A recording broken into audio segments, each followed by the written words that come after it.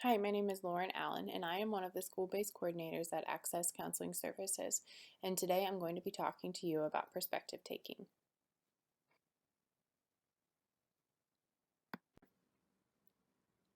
Perspective taking is the ability to look beyond your own point of view so that you can consider how someone else may think or feel about something. To do this successfully, you must have some understanding of others' thoughts, feelings, motivations, and intentions. Perspective taking is an essential skill. Children need to interpret why and how situations happen and then respond appropriately to that information. Here I just have an example of two different perspectives on the same thing. One being on the bottom of it, seeing a 6, and the other one being on the opposite side and seeing a 9. Lack of perspective taking in the classroom. These are just a few of the behaviors that you would see in a student who lacks perspective taking. They would lack empathy towards others, unable to adjust their behaviors so others feel comfortable, unable to interpret the needs and wants of others, difficulty identifying others' emotions, having a hard time interacting and role playing, and they would be unable to connect to others' experiences. Social emotional learning and perspective taking. Social emotional learning shows real staying power in our schools and classrooms, and social emotional skills can be taught.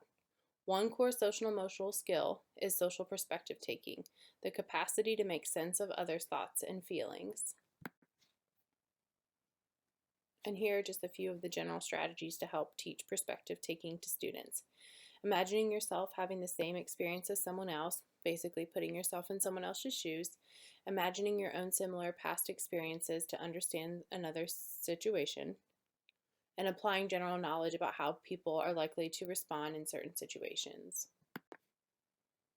Here are some of the elementary age interventions that can be used in the school. Point out emotions of others. Show the child when another child is crying and talk about how and why they are feeling that way. You can use certain situations in the classroom where if two students are not getting along to kind of help resolve it and then talk through it afterwards, like processing what happened, how it made that student feel, and why. You can read books and talk about how the characters may be feeling in the book. Identify the emotions and then talk about why the character feels that way, or how you know that they feel that way by using body language as a sign, how they respond to certain things, and just breaking that down for the kids to help them better understand what that person might be going through. You can talk about your own emotions. Label your own emotions to the child throughout the day. Talk about why you feel that way, and if you're having a negative emotion, talk about what you could do to help you feel better. And it makes it that much more real for the student because they see you feeling those emotions during the day, and then you're showing them healthy ways to respond to it. This is just an example of an activity you could do with kids. You could cut these out, hand them out to everybody, and they each go around the room, taking a turn reading it and then talking about it. Like the first one, you see a girl sitting on the swings by herself. Why might she be alone? And the kids could all brainstorm different reasons of why she could be alone, and then move on to the next one and just keep doing that so all the kids could kind of get a better understanding of why kids might respond a certain way. Here are some examples of interventions for middle school age children. Encourage students to be social detectives and not judges. It's going to be easy to make judgments, but we can teach students to hold off on judging others and instead investigate reasons for others' positions or actions. When reading a story, ask the student to think about motives that a character has for certain actions. Explore all the motives that the character has and talk about if any of the motives conflict with each other. Ask the child about his own motives for certain behaviors. Explore all the motives, including conflicting motives, and talk with the student about how you can make each decision when you have conflicting motives, such as a pros and cons list. And this is easy for the kids because it's their own behaviors. It's their own life, their own choices. So breaking it down will help other students in the classroom better understand that particular student and why they made a certain choice. And again, this is a worksheet with different things that students can do. They could cut them out, pass them around the room, and talk about them to help them better understand why people respond different ways, what might be going through their head, and just help them put themselves in someone else's shoes.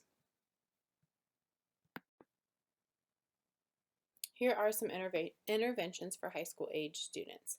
Ask for multiple perspectives. Make it a new social norm in your school or classroom to regularly read and explore others' perspective during classroom discussions. Work with students to present the other side of an issue and to restate each other's points before responding to them. Encourage community. Children learn to value and respect others through the building of community, developing relationships and a sense of belonging. And it'll help them better understand why certain people make certain choices based on what they're going through, their upbringing, the lifestyle that they have been brought up in. Role playing is another intervention that can be used among kids of all ages in the schools. It's something that I use on a regular basis in therapy with my students at one of the elementary schools, and it just really helps them better understand how to respond to other people or why they might be responding to them in that certain situation. Role playing exercises, including acting out skits or puppet shows, can strengthen perspective taking skills as students get into the mindset of another person to understand their thoughts and feelings. This is something that again can be used amongst all ages at the school. It just needs to be modified for that age.